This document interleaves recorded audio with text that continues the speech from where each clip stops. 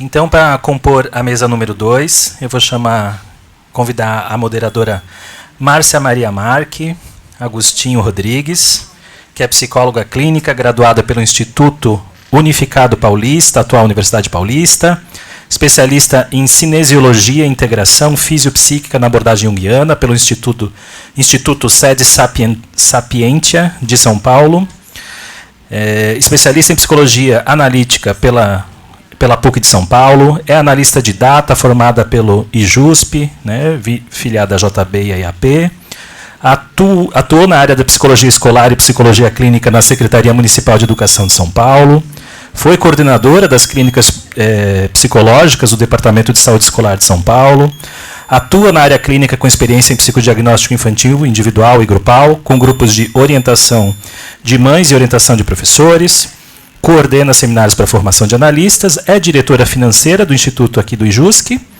atualmente atende adultos, adolescentes e casais em São Paulo e Florianópolis? Em São Paulo e Florianópolis. Em São Paulo online, ok. Então, passo a palavra para você, Márcia. Obrigada, Jaison. Bom dia, pessoal. É com honra que estou aqui hoje para estar perto das 3 colegas que vão apresentar trabalhos muito importantes, profundos, e que me tocaram profundamente, cada um deles, quando eu já li de antemão um pouquinho cada um deles, né? Então, a primeira pessoa que eu vou chamar aqui na mesa é a Andréia.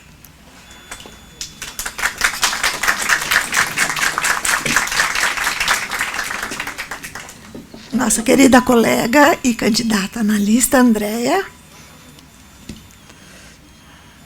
Deixa eu pôr aqui o seu mini currículo. É a psicóloga, especialista em psicologia clínica, analítica, junguiana, atende adulto, adolescentes e supervisão clínica, presencial e online. A área de interesse da Andréia atualmente é a trauma. É analista em formação aqui no IJUSC, tá bom?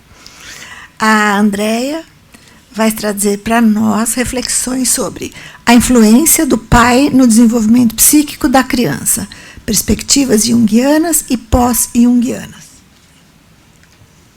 Ok. Vou começar já.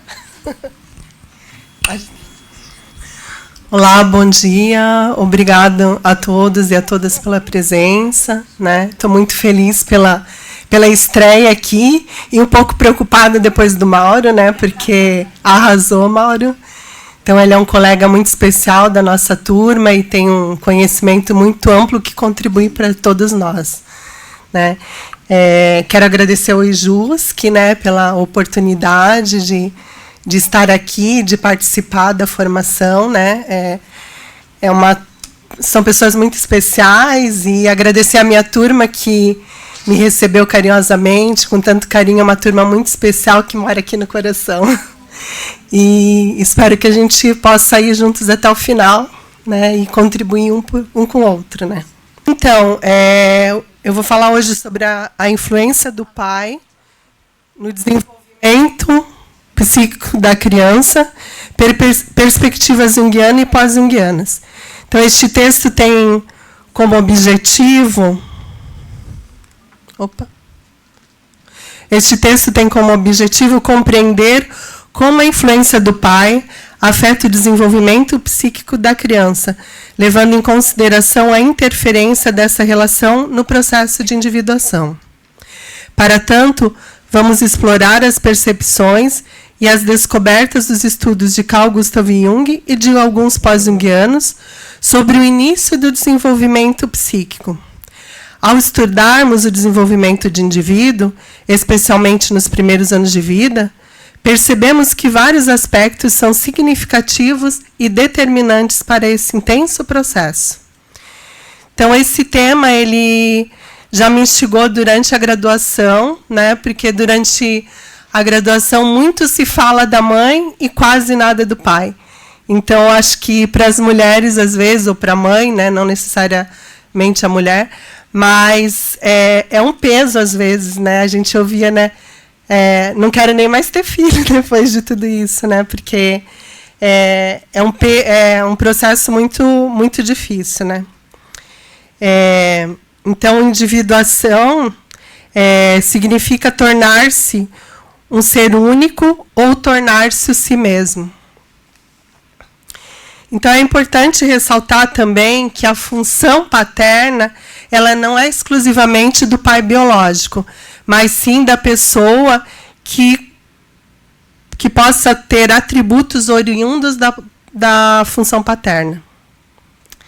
Então, em um período da vida, onde Jung esteve muito próximo de Freud e de sua teoria psicanalítica,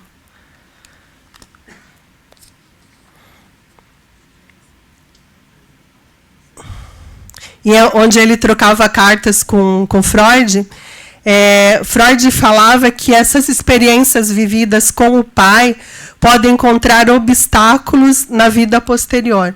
Então, as vivências, tanto positivas quanto negativas, da criança com o pai, ele vai desempenhar, então, um papel importante na vida da criança. Historicamente, temos observado a influência do pai tanto no âmbito coletivo quanto no individual.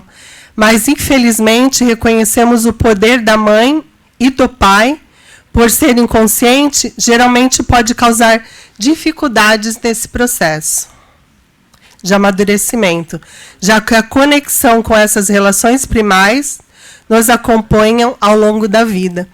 Então, alguém tinha falado sobre as imagens de artificial, eu fiz todas propositalmente, né, pela inteligência artificial, até porque eu queria representar um pouco dessa ausência do pai no desenvolvimento da criança, principalmente nos dias de hoje.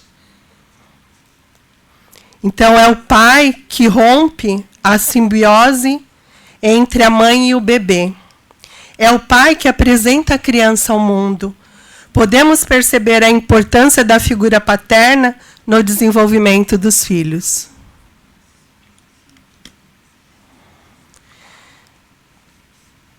No início da vida, o bebê se reconhece como parte da mãe e do pai. Em contrapartida, é o que intervém nessa relação, apresentando a criança aos outros e ao mundo. O pai rompe essa simbiose. Os pais são considerados modelos arquetípicos no desenvolvimento da criança, já que o bebê não nasce como uma tábula rasa, mas como um indivíduo com elementos arquetípicos herdados do inconsciente coletivo. Então, sucintamente, podemos dizer que o arquétipo seja um molde psíquico que serve como recipiente para as experiências pessoais e coletivas e que constituem as imagens arquetípicas. Então, para o inconsciente coletivo, é uma parte da psique que pode distinguir-se um inconsciente pessoal pelo fato que não deve sua existência à experiência pessoal, não sendo, portanto, uma aquisição pessoal, enquanto o inconsciente pessoal é constituído essencialmente de conteúdos que já foram conscientes e, no entanto, desapareceram da consciência por terem sido esquecidos ou reprimidos.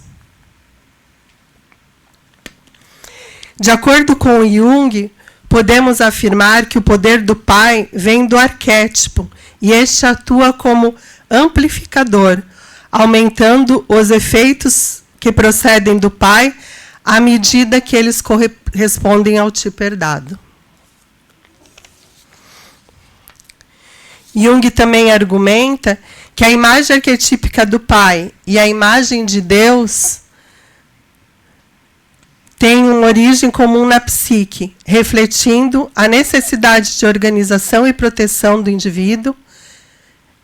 Essas imagens desempenham um papel importante na formação da identidade e na busca de significado e de orientação na vida. Portanto, o pai é autor, autoridade, e é aquilo que se move no mundo como vento.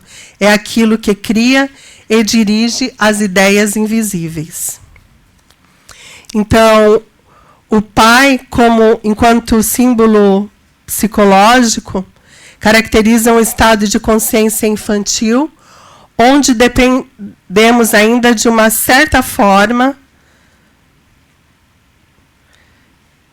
de vida pré-estabelecida, de um hábitos que tem caráter na lei. Sofremos essa situação de modo irrefletido, como um simples conhecimento dado, sem julgamento intelectual ou moral. Se a ênfase se desloca para o filho, a imagem se transforma. A situação exige uma distinção consciente entre o pai e o habitus, por ele simbolizado, e que requer um certo conhecimento consciente da própria individualidade, a qual não é possível chegar-se sem discriminação imoral, sem manter uma certa compreensão do sentido. Então, o polivalente arquétipo do pai é, em grande parte, reduzido ao nível de Deus legislador, e como sua contraparte, na consciência individual, o superego, com suas injunções e proibições, torna-se um componente do valor consciente tradicionais da coletividade. Então, acredito que, pensando nisso, o quanto a questão da religião contribui também para uma organização do coletivo. Pensando nessa questão do Deus legislador, né? O arquétipo paterno também pode se manifestar de maneira construtiva e que promove a vida ou de forma destrutiva e terrível, Por um lado, ele estimula o processo de confrontação intelectual com os logos espermáticos. Ele gera consciência e defende a possibilidade de uma orientação diferenciada do mundo por meio de categorias e normas, mas como Deus celeste Urano, que tenta prender seus filhos nas entranhas da Mãe Terra. No verdadeiro sentido da palavra, ele se opõe a qualquer forma de renovação e, portanto, é contra qualquer tipo de vida. Então, o Deus Urano, por temer que seus filhos pudessem revoltar contra eles, ele mantém os filhos no ventre da Gaia, a Mãe Terra. Então, conforme Bochat, o arquétipo do pai está ligado à cultura e à tradição. Tem a característica de ser penetrante, criativo, transformativo e fundamental na construção do ego. Sendo assim, no caminho da individuação, a separação do pai e da mãe fundamental para o desenvolvimento da identidade individual é a consciência do indivíduo. Deve ser fortalecida para enfrentar a realidade externa. A partir dessa diferenciação, o indivíduo passa a ter uma atitude social consciente, possibilitando a adaptação e evolução no coletivo. Durante esse nosso sucinto estudo, pensamos que, no decorrer do tempo, a imagem do pai vem se recolhendo. Para o pai, a socialização, o lazer e os interesses dos jovens já não lhe dizem respeito. Esse recolhimento tem dois aspectos significantes no plano material: a falta de participação dos pais na vida dos filhos, e no plano simbólico, as funções rituais de elevação, bênção e iniciação do filho não são mais exercidas, conforme Soja. Então, não é uma regra, né, essa questão, mas a gente vê, com o passar do tempo, o quanto os pais eles vêm se perdendo na sua função, por conta da entrada da mulher no mercado de trabalho e cada vez mais a necessidade de evoluir, de dar oportunidades melhores por filho, acaba, sem querer, causando esse afastamento.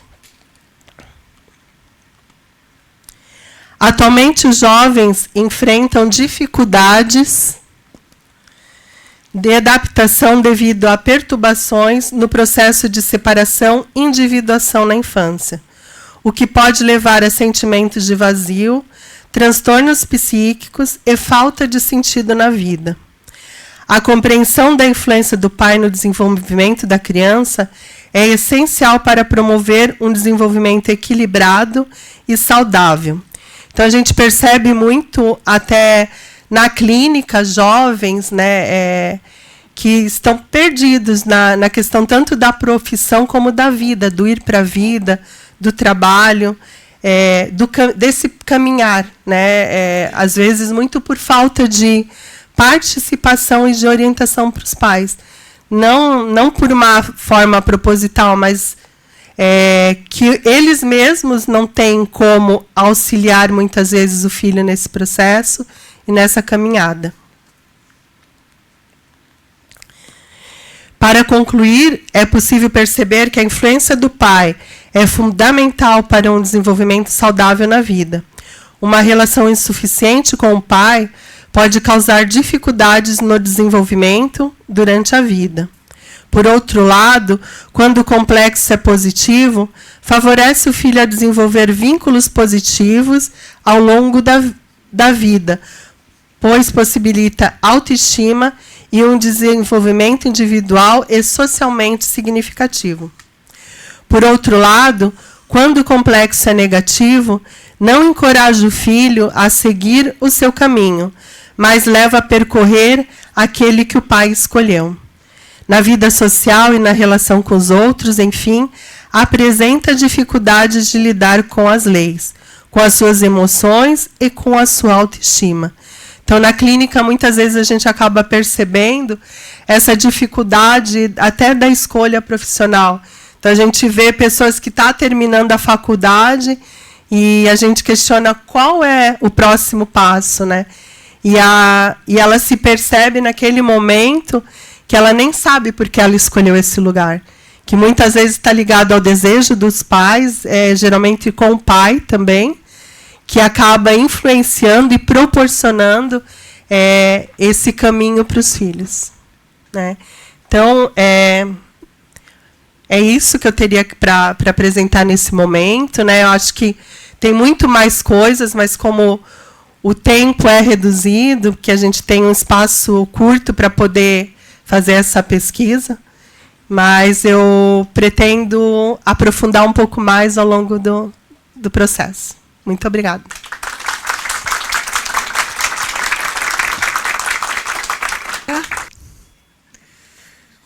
Agora eu vou chamar aqui na mesa Maria do Carmo.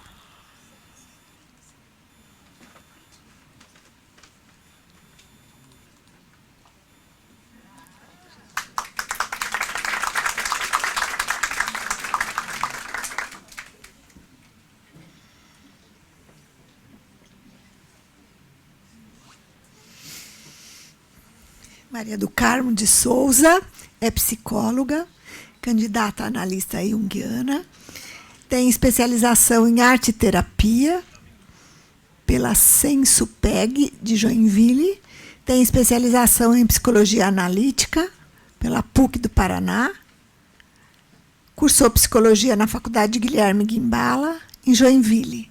Atende adultos presencial e online.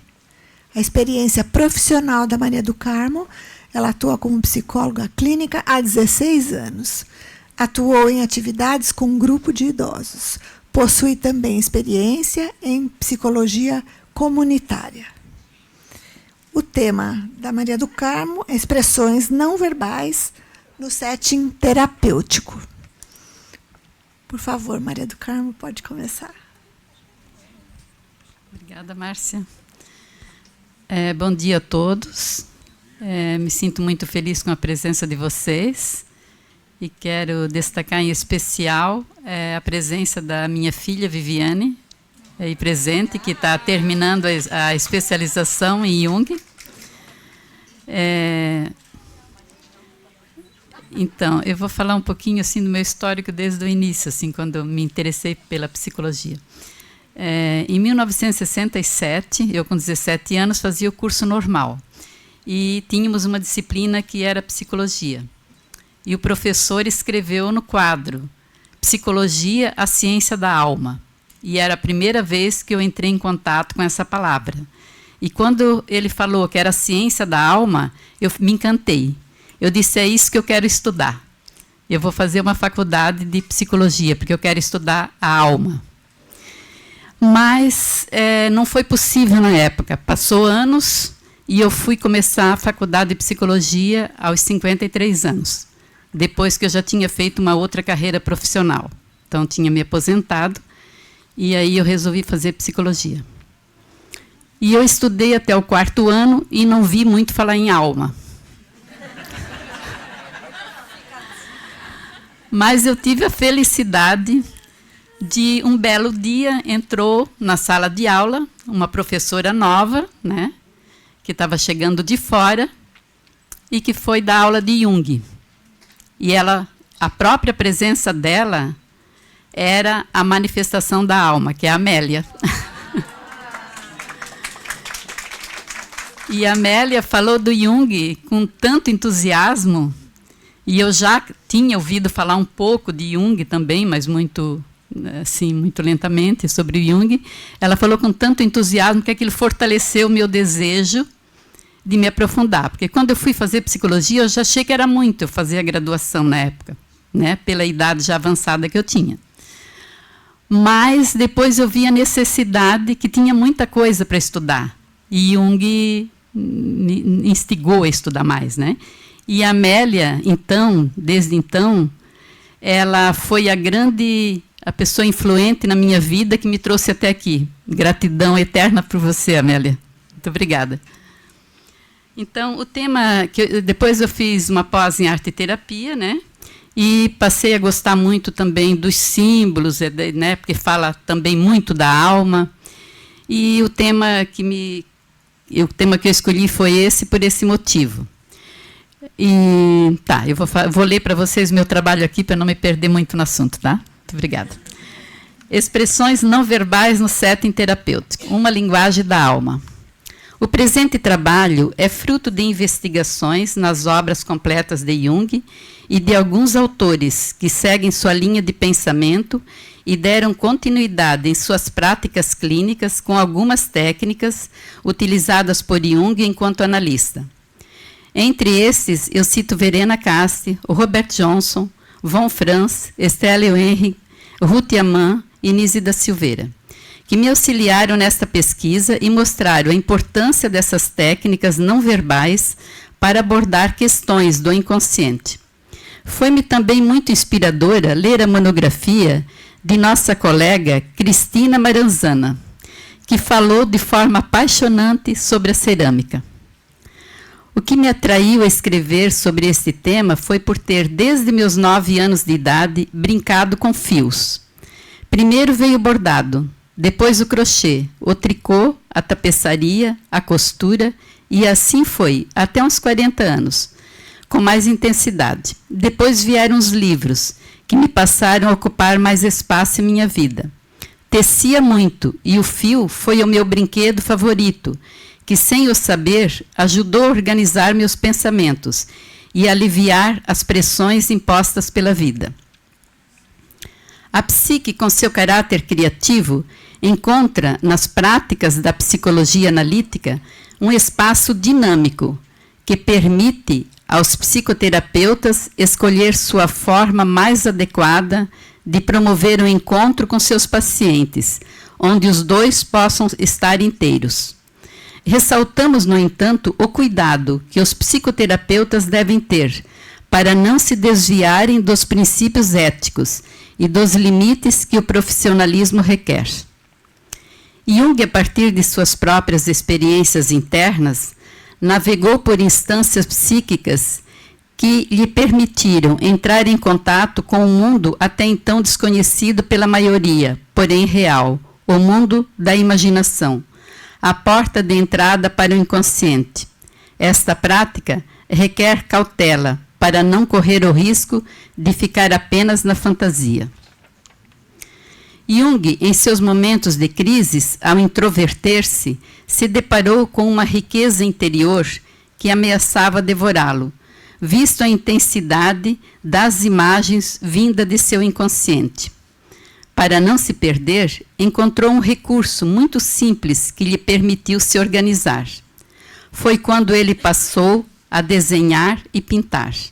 Mais tarde, ele introduziu essa prática no tratamento de seus pacientes. Sobre essa experiência, ele enfatiza que, abre aspas, o valor dessa descoberta é inestimável, pois é o primeiro passo para a independência, a passagem para o estado psicológico adulto, pois ao pintar-se a si mesmo, ele está se plasmando. Fecha aspas. Foi o jeito que ele encontrou para organizar suas fantasias e torná-las concretas, transformando a imaginação passiva em um ato criativo.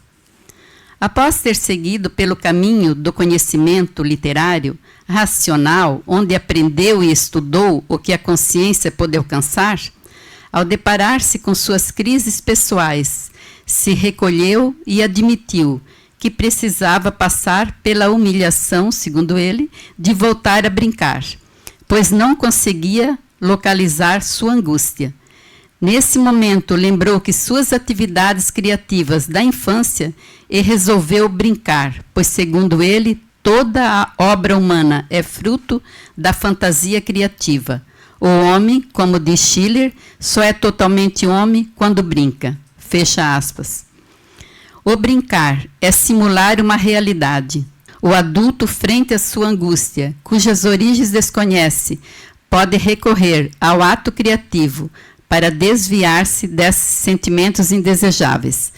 Esta atitude, os psicoterapeutas podem estender ao espaço terapêutico, considerando que na visão de Amann, abre aspas, na psicoterapia, tanto adultos como crianças encontram dentro de si a criança pequena que não consegue dizer onde dói, fecha aspas. A partir dessa afirmação, percebe-se a importância do ato criativo no setting terapêutico, pois apenas a linguagem verbal não dá conta de traduzir a variedade de emoções de alguns pacientes. A linguagem verbal, por pertencer à dimensão da consciência, está mais associada ao pensamento, e na terapia as buscas vão além do racional, pois as causas de nossos conflitos subjazem numa esfera mais profunda da psique, associada aos sentimentos e emoções. Essas questões estão adormecidas no inconsciente, onde a linguagem nem sempre alcança. Nossas emoções são viscerais, portanto pertencem ao corpo, à natureza, associada à Mãe Terra, ao feminino, ao inconsciente. Para Jung, o desenvolvimento psicológico é importante que o médico deixe imperar a natureza.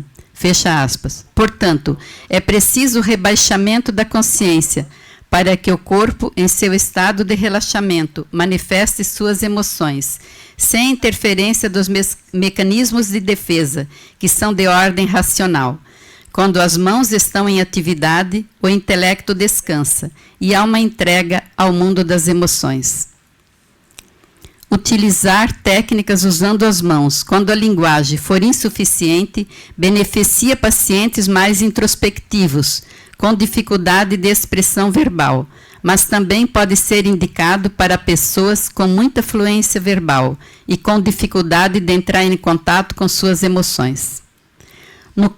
Nosso corpo é simbólico, e uma leitura sutil pode revelar muito de sua história, pois ele traz as marcas das emoções por ele sentidas. Entrar em contato com esse corpo, através de novas vivências, utilizando o hemisfério direito do cérebro, o lado irracional, permite que ele próprio transforme cada marca vivenciada e ressignifique sua história, pois ao fantasiar cria-se outra realidade. Dawk, 2007, nos alerta para uma sociedade que coloca a razão acima de tudo, e nos deparamos a cada ano com o aumento de Alzheimer que leva à perda da razão. Talvez seja um convite para deixar fluir em nós outros tipos de inteligência que nos permita conectar com o coração. Atividades expressivas em suas variadas modalidades, como a colagem, o desenho, a pintura, a argila, os fios, o tecido, a caixa de areia e tantas outras técnicas que podem ser adaptadas de acordo com o espaço que cada psicoterapeuta dispõe. O importante é propor uma atividade criativa, onde o paciente seja o autor de sua própria expansão. Jung recorreu aos atos criativos para seu próprio benefício e depois estendeu aos atendimentos de seus pacientes. Sobre isso, ele escreve: mas afinal, por que razão leva os pacientes a se exprimirem por meio de um pincel, de um lápis, de uma pena, quando atingem um certo estágio em sua evolução? Isto acontece nos momentos em que o paciente precisa transcender certos padrões psicológicos e fazer o criar faz dele autor de seu próprio processo e lhe dá autonomia, e o paciente nesta fase passa a ser ativo, passa a representar coisas que antes só via passivamente, e dessa maneira elas se transformam em um ato seu. Fecha aspas. Essa prática de expressar o que brota do inconsciente já nos foi transmitida por nossos ancestrais em tempos remotos. Sei adverte, abre aspas, desde a época das cavernas, o homem deixava rastros de sua história, por meio de elementos gráficos impressos nas paredes de pedra. Fecha aspas. Aqui fica evidente que em cada um de nós já existe a priori uma familiaridade com o ato de criar e de expressar graficamente nossas emoções. Deixar fluir os registros mais arcaicos vindos do inconsciente e transformá-los através das mãos faz a conexão com nossas raízes arquetípicas, de onde brotam as imagens primordiais, que, segundo Jung, citado por Johnson, abre aspas, formam o modelo biológico segundo o qual nossa estrutura psicológica básica é formada. O objeto da psicologia analítica é o inconsciente coletivo, que se estrutura sobre bases arquetípicas.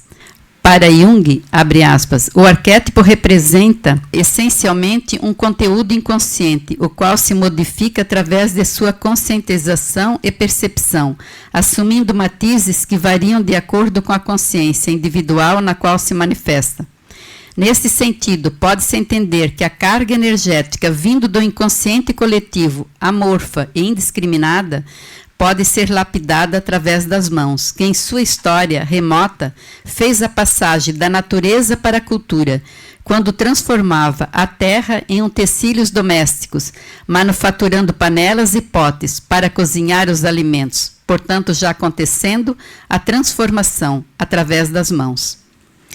Para validar essa linha de raciocínio, Aman nos diz, abre aspas, talvez suas mãos possam dar forma ao inconsciente por meio de uma imagem e assim torná-lo visível, fecha aspas.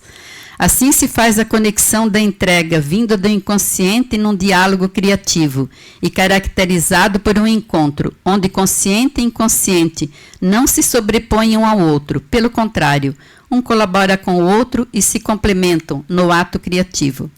Desta forma, se faz a transformação psíquica.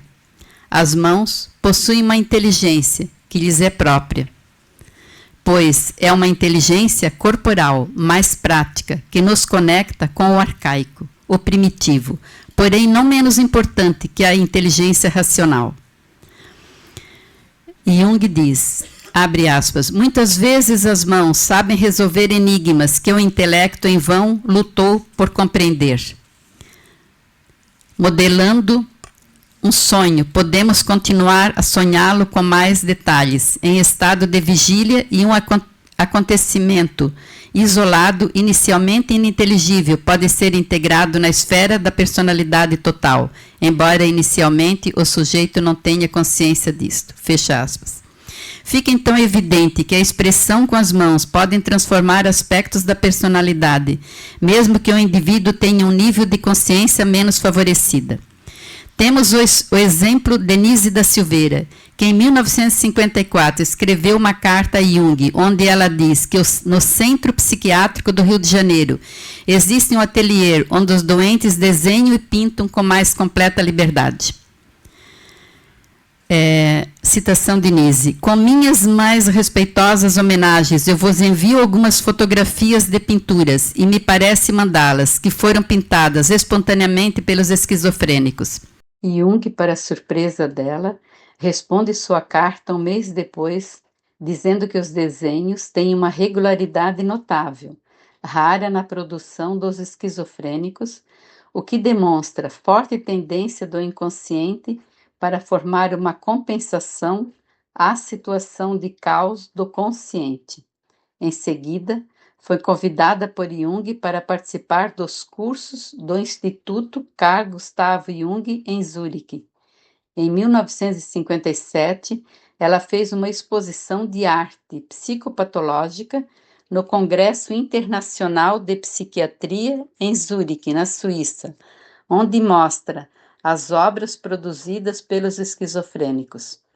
Nise tratou seus doentes mentais, que antes eram marginalizados e segregados, com respeito, dignidade e com emoção de lidar. A partir destes conceitos, pode-se admitir que as técnicas da livre expressão, inspirada na arte, proposta por este trabalho, podem enriquecer a atuação do psicólogo, pois as pesquisas revelam que os resultados dessas atividades terapêuticas fazem emergir os conteúdos psíquicos que ainda se encontram numa dimensão subliminar da consciência. E é essa a busca do psicólogo no processo terapêutico. Neste sentido, temos a contribuição da psicologia analítica na fala de Jung, ao se referir à arte e à psicologia, ele esclarece que, abre aspas, apesar de sua incomensurabilidade, existe uma estreita conexão entre esses dois campos que pede uma análise direta.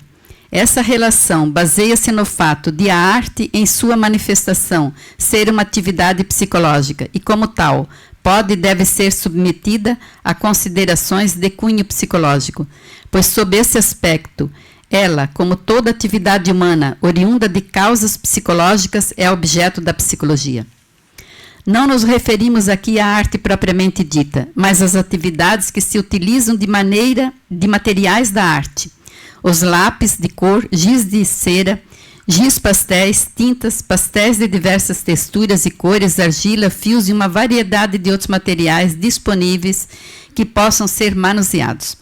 Enquanto os objetos criam forma, a mão complementa, abre aspas, talvez suas mãos possam dar forma ao inconsciente por meio de uma imagem e assim torná-la visível, fecha aspas. Visto que o ato criativo possibilita o indivíduo a viver vida com seu modo genuíno de ser, confirmado por Ferreiro de Sá ao dizer que, abre aspas, a capacidade de gerar ideias diante de problemas ou situações de conflito habilita o indivíduo a alargar fronteiras e gera consciência ampliada, e assim o arquétipo pode ser personificado. Fecha aspas. Nesse sentido, podemos entender que a inspiração provocada pela fantasia e organizada pelo trabalho com as mãos, ao construir, a torna real. Continuando, esta mesma autora acrescenta, abre aspas, entendo a personificação da faceta criativa na psique individual como aquela dotada de habilidade para expressar emoções, bem como para realizar suas fantasias. como aquela que transforma a inspiração em trabalho realizado através de sua qualidade indestrutível, que é a persistência. A capacidade de gerar ideias diante de problemas ou situações de conflito habilita o indivíduo a alargar fronteiras e gera a consciência ampliada. O setting terapêutico pode ser um dos raros momentos em que o paciente consegue olhar para si próprio e sentir-se protegido de outras influências externas, principalmente da mídia, que tenta influenciar e confundir os pensamentos e sentimentos individuais. Então, Ângela Filippini sugere que se deixe, por um tempo, o turbilhão de imagens alheias promovidas pela mídia e se dedique um tempo na árdua, porém fascinante e compensadora tarefa de pescar as próprias imagens nas profundezas psíquicas. Considerações finais. Percebe-se que para lidar com a diversidade psíquica com que nos deparamos na clínica, as atividades criativas podem ser de muita valia, por oportunizar a descoberta pelo próprio paciente de suas competências e reconhecer sua autonomia durante o processo criativo. Se, como Jung descreve que a pessoa a pintar está se plasmando, então podemos comparar ao desabrochar de uma rosa que se expande a partir do centro. Retrocedendo no tempo, o ato de imaginar, fantasiar, criar e a necessidade de expressar é inerente ao ser humano desde os tempos da caverna, sendo a proposta da psicologia analítica a realização dos arquétipos ao dar vida para suas imagens, onde a psique repousa suas raízes, estamos personificando suas ideias. É preciso olhar para o homem primitivo que nos habita e seguir seu legado, pois assim podemos nos conectar com nossa alma, já que, segundo Jung, abre aspas, a alma é ao mesmo tempo mãe de toda a ciência e vaso matricial da criação artística. Fecha aspas. Assim, podemos, através do ato criativo, no setting terapêutico, unir ciência e arte para uma psicologia mais humanizada. Muito obrigada.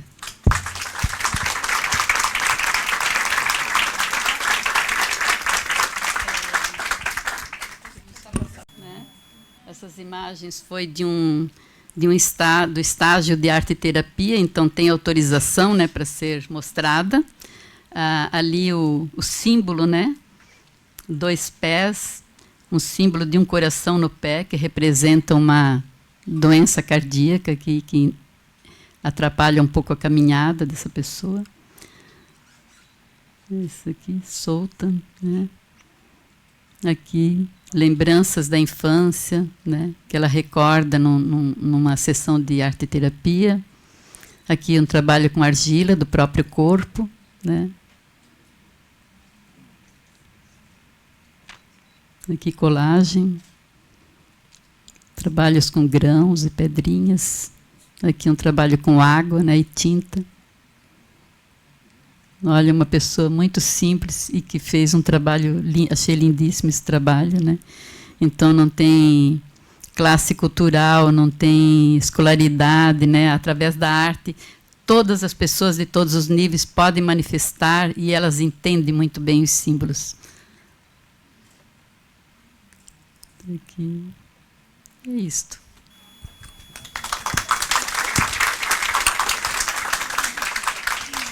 Obrigada, Maria do Carmo. Muito obrigada. Agora vamos dar seguimento, né, à nossa mesa aqui, tão bem representada, né? Vou chamar a Jussara.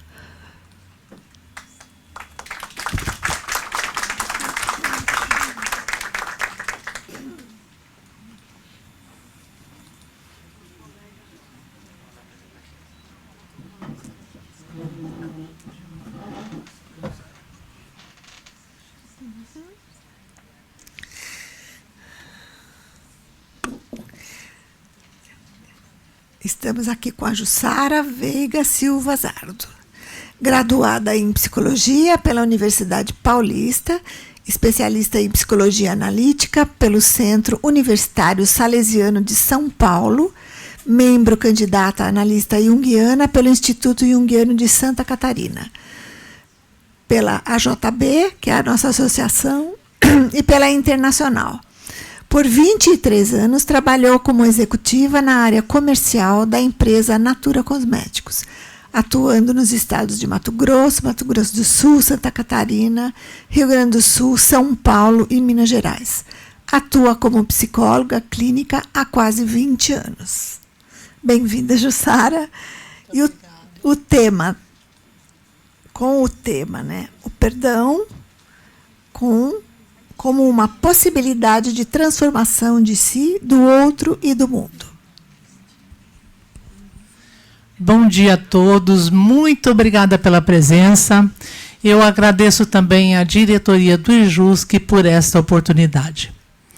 O nosso intuito com este trabalho é tratar da questão do perdão e das transformações que podem ocorrer a partir dessa busca. Como um convite à reflexão a respeito do tema, trazemos a seguinte epígrafe. Quando eu saí em direção ao portão que me levaria à liberdade, eu sabia que, se eu não deixasse minha amargura e meu ódio para trás, eu ainda estaria na prisão. Nelson Mandela. Passar pela experiência da dor de uma ferida que não é física, mas psíquica, emocional, é um fato comum e inevitável em nossa trajetória. No decorrer da vida, passamos por situações que nos alegram e que nos entristecem, que nos colocam para cima, que elevam nossa autoestima e que nos derrubam como se descêssemos ladeira abaixo, impondo-nos a difícil tarefa de termos que lidar com nossas dores e mazelas.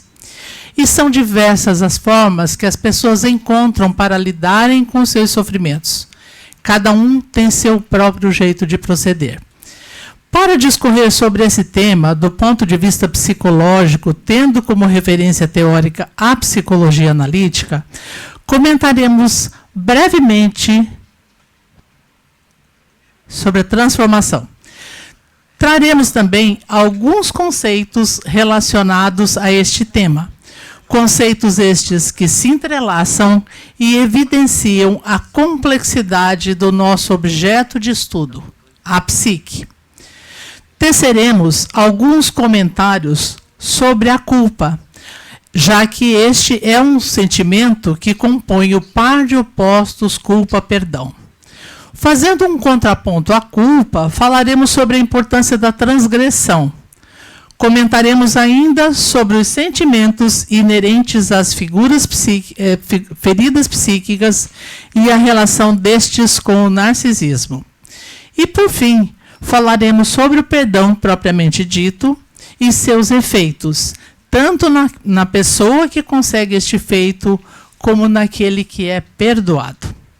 Weinrib diz que transformação é uma das palavras mais usadas no vocabulário junguiano.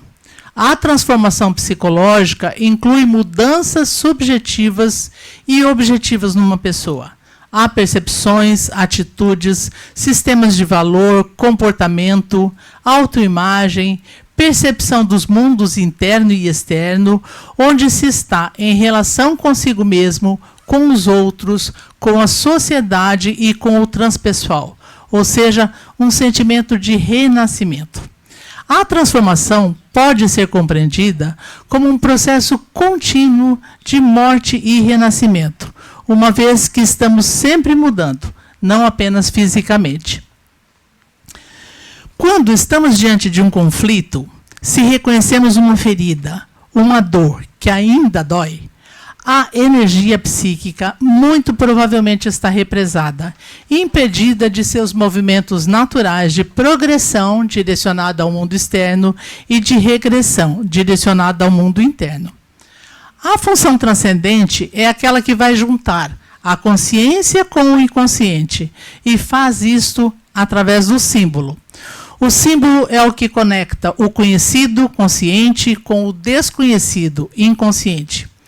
Por ser o símbolo uma expressão indeterminada, ambígua, não reconhecida completamente, ele não pode ser verbalizado, mas, ao mesmo tempo, contém uma força afetiva e precisa se expressar para o mundo, de forma que se apresenta, por exemplo, através dos sonhos e dos sintomas, sendo um transdutor de energia, de uma dimensão física para a psíquica e vice-versa.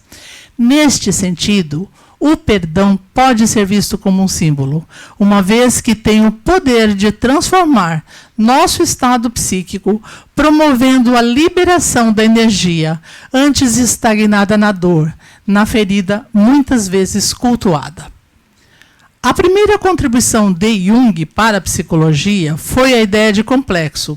Quando se tem um complexo, entra em jogo a impulsividade, o exagero e a desproporção. Sua principal característica é a autonomia. Jung postula que certos complexos surgem depois de experiências dolorosas ou desagradáveis da vida do indivíduo. São experiências pessoais, de natureza emocional, que deixam feridas psíquicas duradouras atrás de si. Isso dá origem a complexos inconscientes de natureza pessoal. Uma parte dos complexos autônomos se originam destas experiências pessoais. A outra parte, porém, deriva de uma fonte totalmente diferente. Enquanto a primeira fonte é fácil de entender porque diz respeito à vida exterior que todos podem ver, a outra é obscura e de difícil compreensão, porque se refere sempre a percepções ou impressões vindas de conteúdos do inconsciente coletivo. Independentemente de sua fonte, cada complexo tem um sistema dentro de um sistema maior, que é a psique. E não se trata de uma estrutura patologizada, e sim de alguns complexos patologizados. Dentro desse sistema, temos partes saudáveis e partes doentes. Às vezes, o sistema consegue integrar aquela parte doente, outras vezes não. Para entender o que é psique, além de distinguir os 3 níveis psíquicos, nós precisamos observá-la através de seus conteúdos, da dinâmica, da composição e da sua estrutura.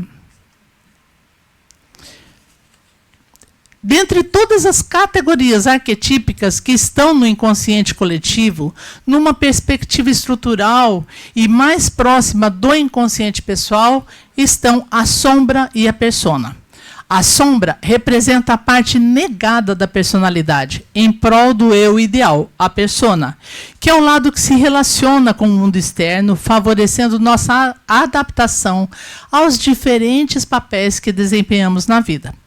No entanto, a persona não deixa de ter suas armadilhas, pois corremos o risco de nos identificarmos com ela. Enquanto existe a inconsciência, a pessoa não vê os opostos. A inconsciência é o 1. O número 2 é o da possibilidade da consciência. A própria formação da consciência do eu pressupõe a sombra. Então, a pessoa que tem consciência é a pessoa que tem um problema, porque quem é inconsciente não tem problema.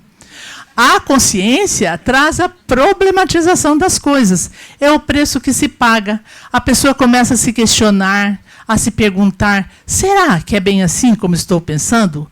Surge a dúvida. A pessoa considerada normal é aquela que não tem dúvida, porque projeta tudo nos outros. O neurótico é aquele que duvida, sendo este um caminho para obter uma visão mais aprofundada. Neste caso, nossas neuroses têm um para quê. E nossas feridas também poderiam ser chamadas de feridas sagradas, já que, por meio delas, temos a chance de integrar nossa sombra e ampliar nossa consciência. Não nos passa despercebido o fato de que costumamos mostrar ao mundo, principalmente nas redes sociais, que temos uma vida perfeita, repleta de conquistas e realizações. Como seres relacionais que somos, tentamos preservar nossa imagem para causar boa impressão, com o intuito de sermos aceitos e reconhecidos. Todavia, a referida atitude, na maioria das vezes, está relacionada à persona e não abrange a totalidade. Jung diz que a totalidade, a plenitude da vida, exige um equilíbrio entre sofrimento e alegria. Quando alguém consegue ao menos suportar o sofrimento, já realizou uma tarefa quase sobre-humana. Não é possível tornar-se consciente sem passar por sofrimentos. Existem sofrimentos específicos e individuais, de experiências particulares que acometem uma parcela significativa da população, como, por exemplo, bullying, abuso físico e ou psicológico, abandono, preconceito, rejeição, traição, doenças, acidentes, etc. Numa esfera coletiva, podemos imaginar o sofrimento das vítimas de catástrofes naturais, de guerras e epidemias. Nessa esfera, incluímos os que se encontram abaixo do nível de pobreza, onde lhes falta o básico necessário para a sobrevivência. Esse é o mundo em que vivemos. Normalmente, sentimos-nos impotentes frente ao cenário em que nos encontramos. E, na maioria das vezes, acabamos nos conformando com a ideia de que não podemos modificar essa realidade. Isso porque dificilmente nos damos conta que a mudança começa por nós. Jung postula que o processo da individuação natural produz uma consciência do que seja a comunidade humana, porque traz justamente à consciência o inconsciente, que é o que une todos os homens e é comum a todos os homens. A individuação é o tornar-se um consigo mesmo e, ao mesmo tempo, com a humanidade toda em que também nos incluímos. O fato que não podemos negar diante de um conflito é que, quando isto acontece, existe, no mínimo, uma vítima e um agressor. Entretanto, numa relação, se uma das partes é reconhecida como abusiva, a outra parte só pode ter sido permissiva. Cada qual tem sua parcela de responsabilidade. Se não somos inocentes, temos que reconhecer e admitir a culpa que nos cabe. No livro Os Pantanais da Alma, Hollis descobre sobre 3 tipos de culpa, como responsabilidade, como defesa contra a angústia e existencial. Nosso tempo aqui não permite entrar em maiores detalhes a respeito. Então, trazemos para reflexão a seguinte citação. Não podemos evitar a experiência das escolhas bem intencionadas, que às vezes têm consequências maléficas, de modo que a culpa é uma faceta onipresente da vida moderna. A interação entre as partes, eu-outro, não se dá de forma pacífica e tranquila, uma vez que se trata de experiências em que entram em cena as forças inconscientes a nós desconhecidas. Se a forma que encontramos de lidar com as ofensas que de alguma maneira nos atingem é transgredindo a ordem, numa tentativa de transformação daquilo que é posto socialmente como correto ou certo, dependendo da situação, talvez seja mesmo esta atitude mais coerente. O Jung esclarece-nos que individuação e coletividade são um par de opostos. 2 destinos divergentes encontram-se numa relação mútua de culpa. A exigência da sociedade é a imitação ou a identificação consciente, isto é, um trilhar de caminhos aceitos e autorizados. Quem tiver permissão de se individualizar devido a aptidões especiais tem que suportar o desprezo da sociedade até que tenha produzido seu equivalente. Quando somos abertos à nossa amoralidade, ou seja, nos permitimos escutar, nós podemos decidir. Essa é a nova ética. Não é ir para o caminho A ou B. É parar em frente a A e B e ver as consequências de uma ou de outra escolha. Então, a análise, que tem como objetivo integrar a sombra, não é um caminho do imitatio Christi, que na teologia cristã é a prática de seguir o exemplo de Jesus. esse caminho não serve para a individuação. Pois quando fazemos a imitação de Cristo, colocamos um ser que não somos nós como linha mestra para a nossa vida. A questão é sair da concepção de culpa e pecado e entrar na concepção de responsabilidade. Fazemos isto olhando para todos os lados. Então, diante de situações conflituosas, as pessoas envolvidas, que estão refém da dinâmica vítima-agressor, podem encontrar uma saída para transcender esta condição, adotando uma postura responsiva ao invés de reativa. Isto porque o reativo diz respeito ao complexo. Trata-se de uma defesa afetiva. O reativo é dissociado, é separado, autônomo. Neste caso, temos a noção de um inconsciente que se manifesta.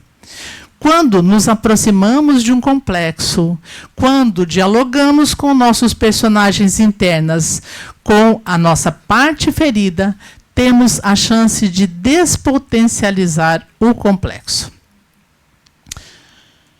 Em algum momento na vida, todos achamos que fomos injustiçados, menosprezados, desvalorizados. Estas feridas, se bem elaboradas, podem elucidar que não somos tão bons quanto pensamos, que temos nossa parcela de responsabilidade com tudo que acontece conosco, que tudo tem um propósito e está em prol da nossa transformação. Jung ressalta que quase todo neurótico gosta demais de ficar preso a seus sofrimentos passados, remoendo suas recordações cheio de autocompaixão. Muitas vezes, sua neurose consiste no fato de estar preso ao seu passado e querer justificar tudo pelo que ocorreu no passado. Karnal diz que, quando não perdoo, estou dizendo que, em primeiro lugar, minha ofensa é mais importante que tudo. Ao me ofender, ao me agredir, ao me trair, você atingiu meu eu. Ao seu pecado, eu respondo com o meu. Isto nos lembra a questão do narcisismo. Em sua monografia, intitulada As Feridas Psíquicas e o Perdão, Rosana Rubini esclarece-nos a relação que existe entre feridas psíquicas e as formulações teóricas do narcisismo. Tomando por base o mito de Narciso e Eco, Rubini explica sobre a dinâmica narcisista que perpassa todas as relações humanas, mesmo em não se tratando de um transtorno de personalidade narcisista.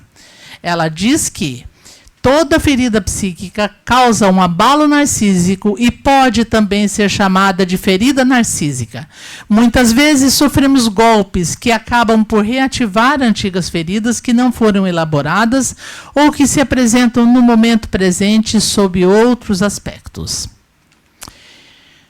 Entre os sentimentos associados às feridas psíquicas, podemos encontrar a mágoa, a raiva e o ressentimento. A mágoa refere-se a uma dor de uma ferida que ainda sangra, exige um tempo de reparação e necessita de recolhimento. Depois de transcorrido o tempo necessário, ela se ameniza, desaparece ou perde a relevância. A raiva também tem seu tempo de validade. Exige uma reação que pode ou não ser expressa. Isso depende de como a pessoa lida com o seu impulso agressivo. A reação decorrente dessa atitude pode ser assertiva ou destrutiva. Quanto ao ressentimento, Kell enfatiza que o ressentido não é alguém incapaz de esquecer ou perdoar. É um que não quer esquecer ou que quer não esquecer, não perdoar, nem superar o mal que o vitimou. O ressentido é um vingativo que não se reconhece como tal. Nós concordamos com os que defendem a ideia de que perdoar não significa esquecer uma mágoa ou uma ardor, que se trata de um processo de elaboração e ressignificação do que aconteceu, para que o sentimento desagradável que foi experienciado na situação de conflito não se transforme em ressentimento. Na concepção de Arendt, o perdão é o exato oposto da vingança, que atua como reação a uma ofensa inicial. Em outras palavras, o perdão é a única reação que não reage apenas, mas age de novo e inesperadamente, sem ser condicionada pelo ato que a provocou e de cujas consequências liberta tanto o que perdoa quanto o que é perdoado. Nos perguntamos em que instâncias permanecem unidos ofensor e ofendido? Que forças estariam atuando nestas relações, que mesmo nos casos de terem seus laços rompidos e mantendo distanciamento físico, em alguma dimensão continuariam exercendo influências? Ao nos reconciliarmos conosco mesmos, com as situações e acontecimentos adversos, relativizamos nossa autoimportância. Reconhecemos que somos falíveis e que isto é uma característica comum a todos. O que estaríamos sacrificando? Ao que tudo indica, atributos egóicos, como orgulho e arrogância. Esta condição, por si só, remete a um estado de graça difícil de alcançar. Porém, pode ser almejada e, quiçá, conquistada. Vale a pena comentar que no volume 20, Índices Gerais das Obras Completas, não encontramos praticamente nada a respeito do perdão. Ou seja, Jung não explorou este tema. Todavia, com base nas biografias disponíveis, sabemos que nosso mestre enfrentou muitos dissabores, principalmente na época do rompimento com Freud e a psicanálise. Então, o que Rubini postula faz muito sentido para nós. Quando aquele que me feriu, que errou, que traiu, assume o que fez e se arrepende pedindo perdão, os dois são beneficiados, traidor e traído, feridor e ferido. Mas quando não há remorso e pedido de perdão, é preciso que o ferido faça algo por si só, se acolha e, em sua reflexão e solidão, arrebanhe forças e recursos que nem sabia que tinha. Essa pode ser uma longa jornada e não podemos nem devemos apressá-la. Alcançar o perdão, no sentido de chegar nessa dimensão em que a verdade, a de cada um de nós, se alia ao amor próprio e à autoconfiança, é uma meta. Sair da condição de raiva, melancolia, tristeza, para uma condição de alegria, harmonia e paz, sem dúvida, é uma transformação que impacta não só a pessoa, mas o outro com quem convive e o mundo no qual participam. Jung afirma que podemos resumir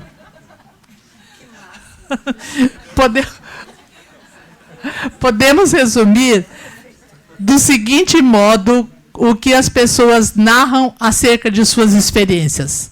Elas voltaram a si mesmas, puderam aceitar-se, foram capazes de se reconciliar consigo mesmas e assim se reconciliaram também com situações e acontecimentos adversos.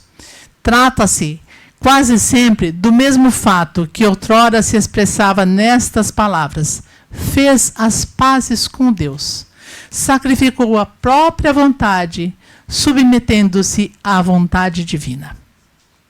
Desta vida, nada levamos, mas nossa passagem por aqui deixará impressões e lembranças aos que conosco convivem e, quem sabe, aos que virão depois.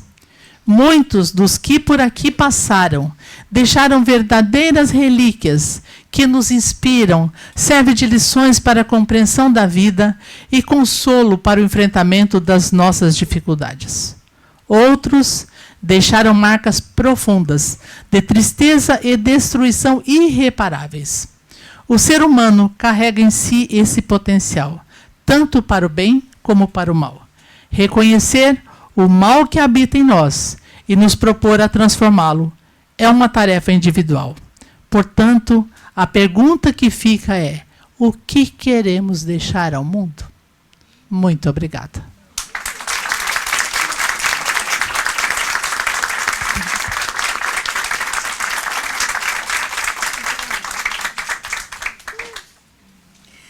Muito obrigada, Jussara. Ai, gente, todo mundo emocionado? Como não? Agradeço aqui as 3 colegas queridíssimas. Acho que vislumbrei aqui uma pequena mandala, talvez, né? Onde a gente vê o início da vida, né?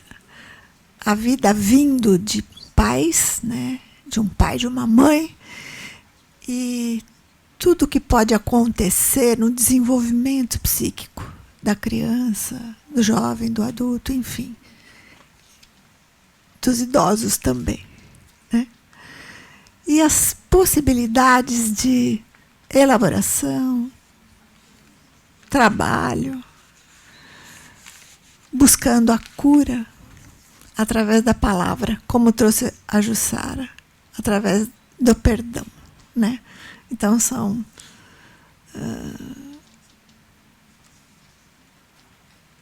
manejos clínicos, a gente poderia dizer, né? Através da arte, através da palavra. Ficou muito bonita essa gestalt, né? Deu uma gestalt, né, gente? Né? E constelou aqui uma harmonia, né? Uma proposta de cura. Então agora eu vou passar a palavra a quem tem vontade de trazer alguma pergunta ou alguma expressão do que sentiu, né? Não precisa ser só pergunta, tá, gente?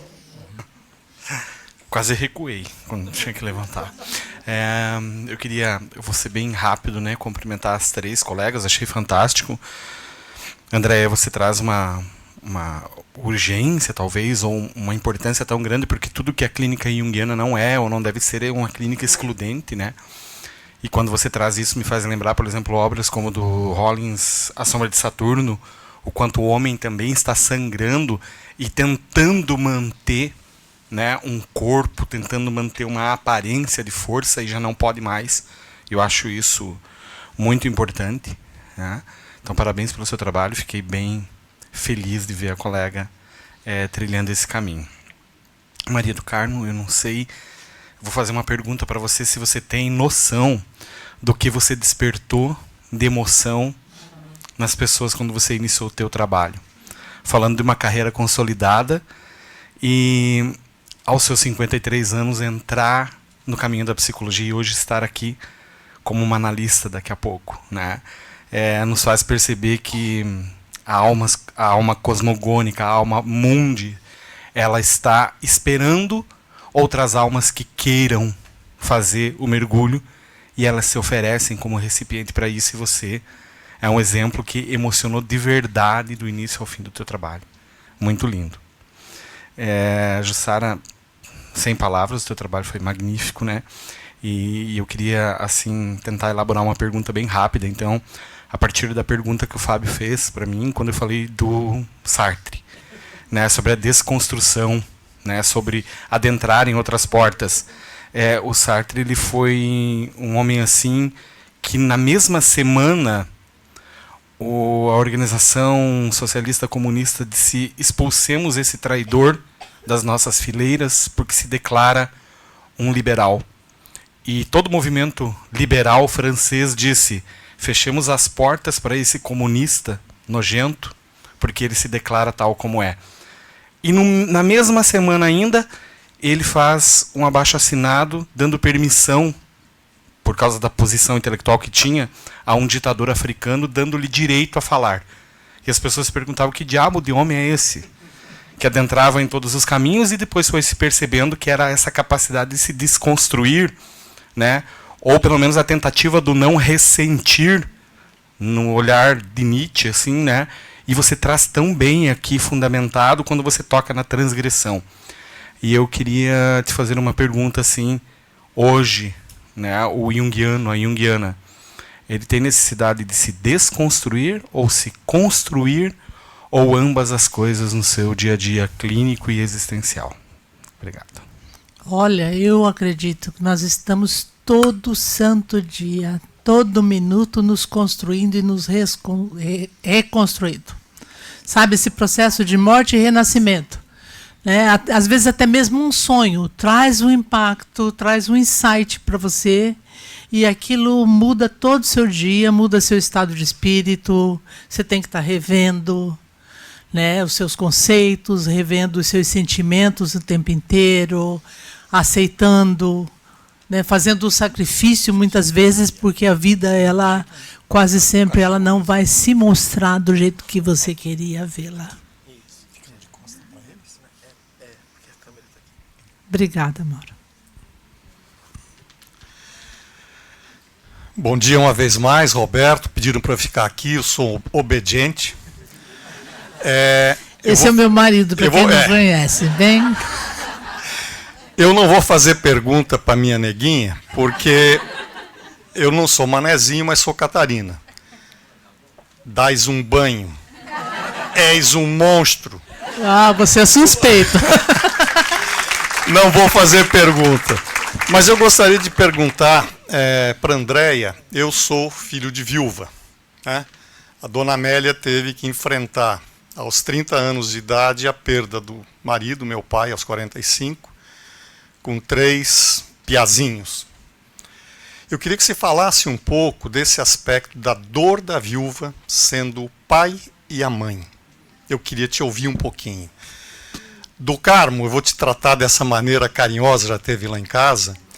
Você encontrou o seu fio, não de Ariadne, mas o fio do Carmo. E eu queria saber aonde esse fio vai te levar. E a segunda pergunta, no setting terapêutico, como que você ajuda com essa alma que você é? Você é uma expressão viva de alma. Como é que você ajuda o seu paciente a encontrar o seu fio? Obrigado.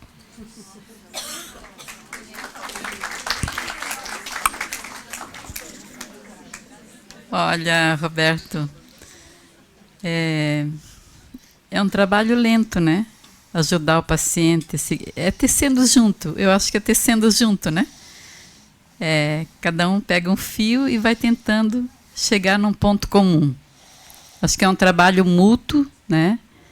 E onde os dois são trabalhados, né? Eu acho que os dois se ajudam, na verdade. É uma ajuda mútua. E a outra pergunta que você fez, qual foi? Onde vai terminar o seu fio? Ah, eu gostaria de saber também, se você puder me responder.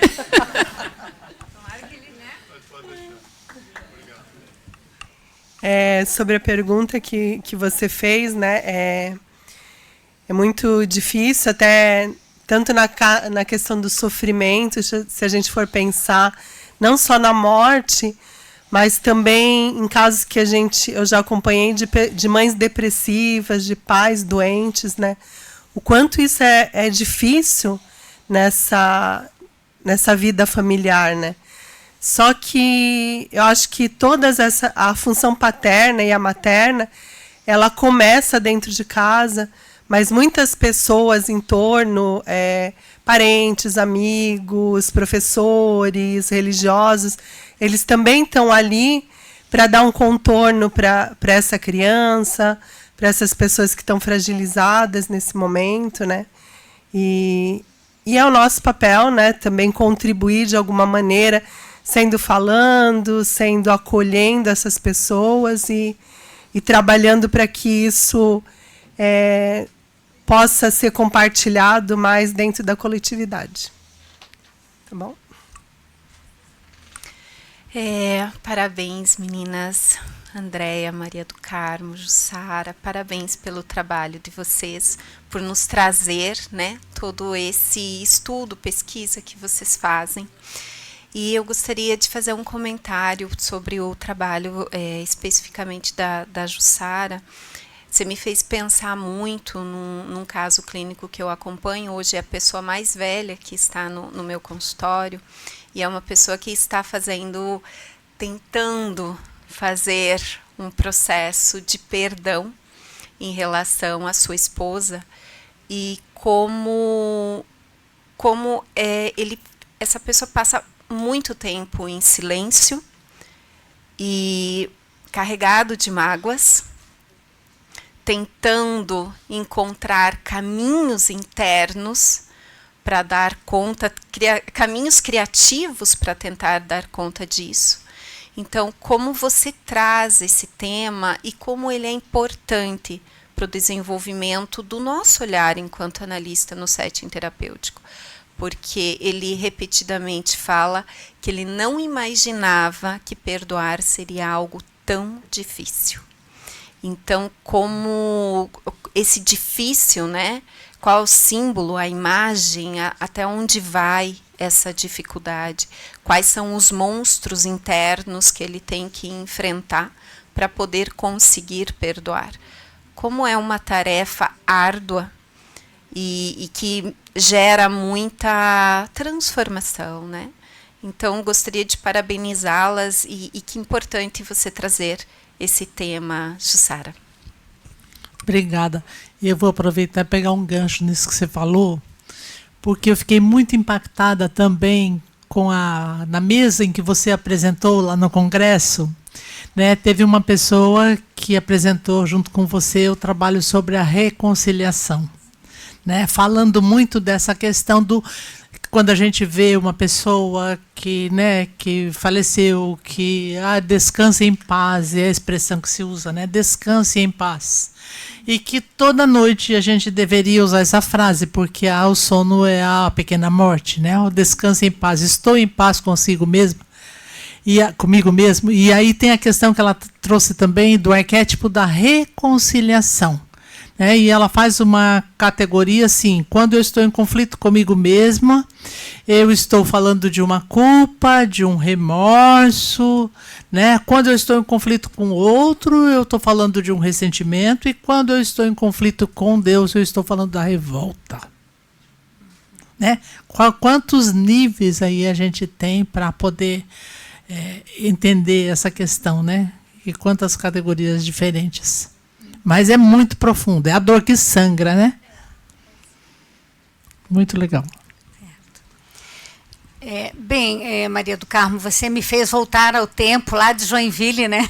Quando eu saio do interior e vou dar aula, né, em Joinville, inicio no curso lá de vocês, né? São boas lembranças.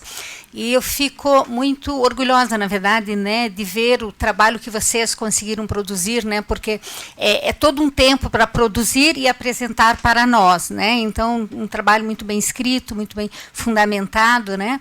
Então, eu fiquei bem feliz, assim.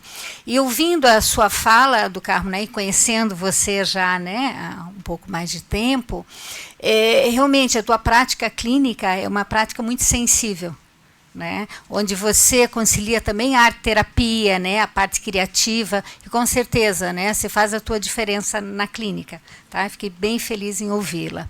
Você, Andréa, quando tu traz, né, essa questão do pai, a importância, né, na vida, né, de um filho, eu fiquei pensando assim, né, eu já tenho mais de 20 e poucos anos, né, de experiência clínica, eu atendo a parte infantil, gosto muito também, e quando a gente encontra um pai com tanta dificuldade, a gente pode encaminhar esse pai, ouvir e acolher esse pai e dar chance também para que ele ressignifique, né, a função dele enquanto pai, com certeza faz a diferença, né? Não só o tratamento da criança, mas também acolher esse pai, né? E encaminhar, né? Então me fez pensar também, né, nessa prática clínica do acolhimento, porque hoje exige-se muito dos pais também.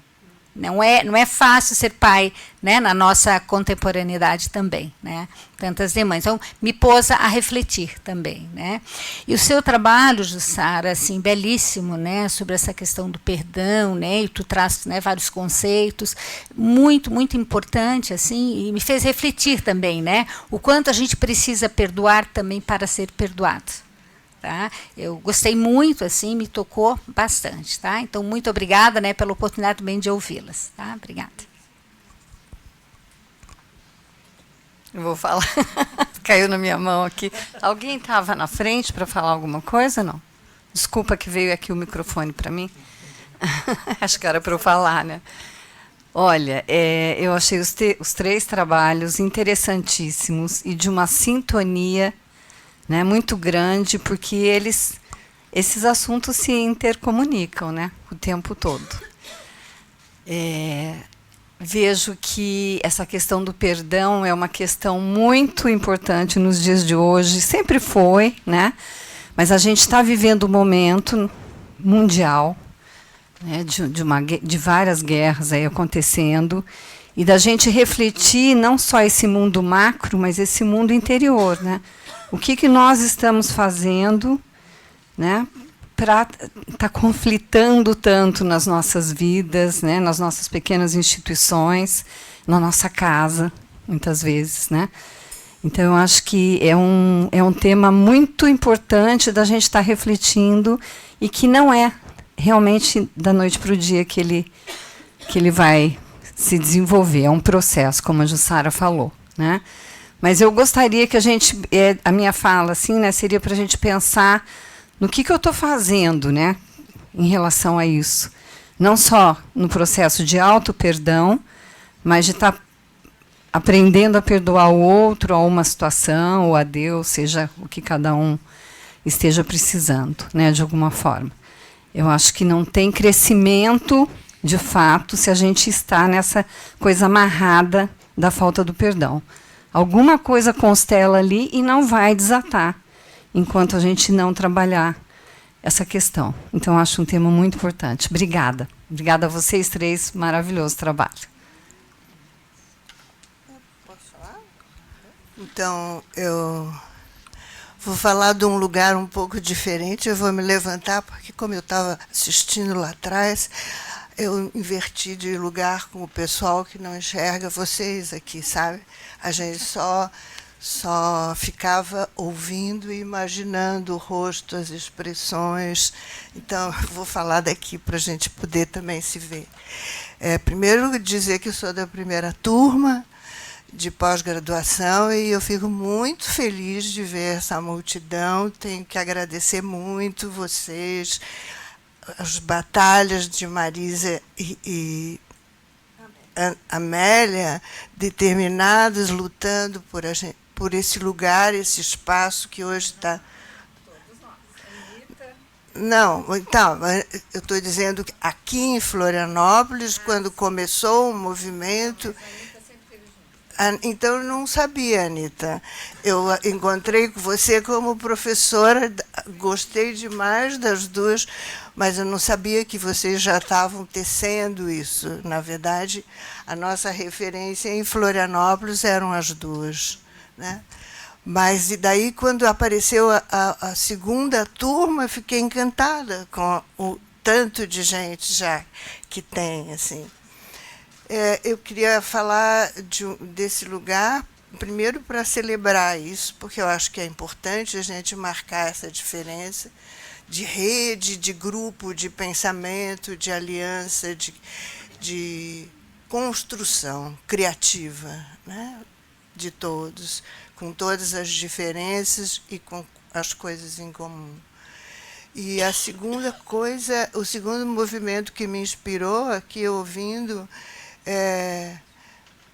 sem dúvida, poder ter uma mesa consistente, ver, assistir os JUSC nesse momento com isso.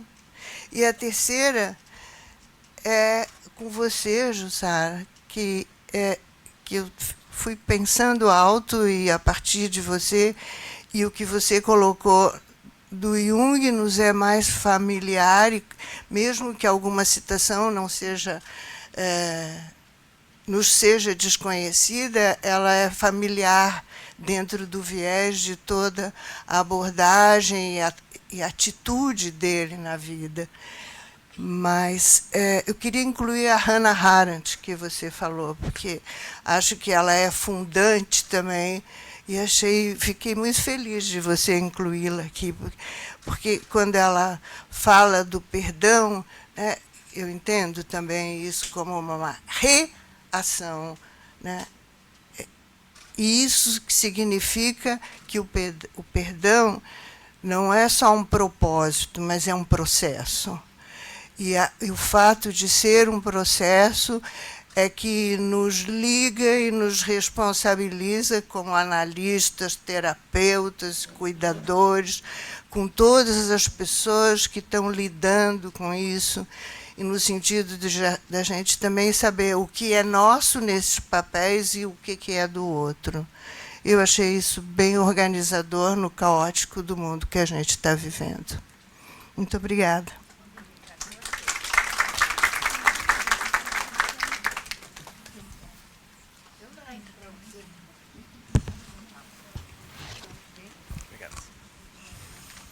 Olá, bom dia.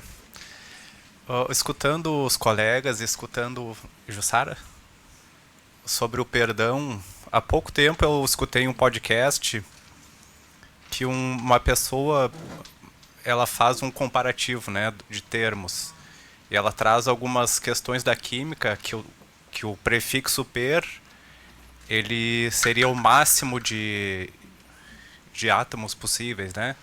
Então, percloreto, etc.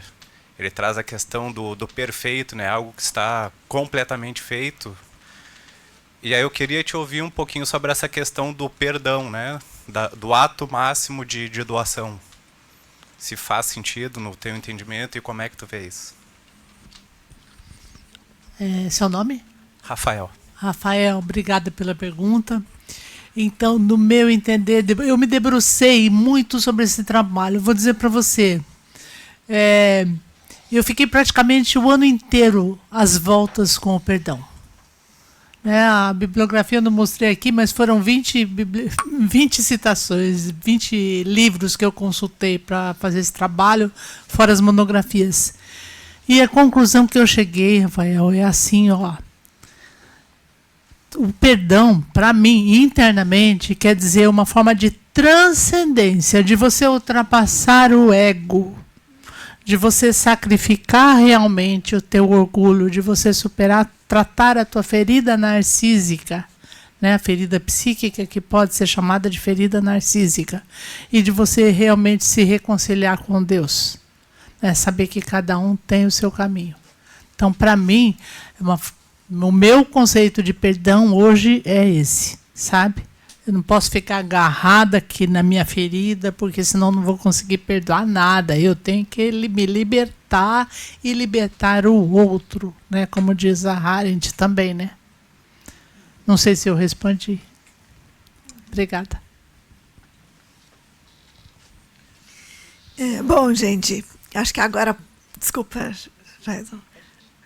Encerrando aqui, antes de eu passar a palavra para o Jason, desculpe, eu só queria dizer uma coisa bem pequenininha, que acho que foi uma pergunta que fizeram para a Maria do Carmo, sobre o fio, que ela tão bem trouxe sobre a tessitura da vida, né?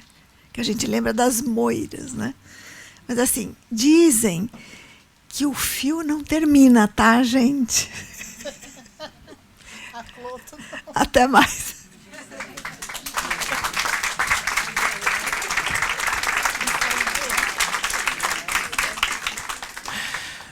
Obrigado, Márcia. Obrigado à mesa.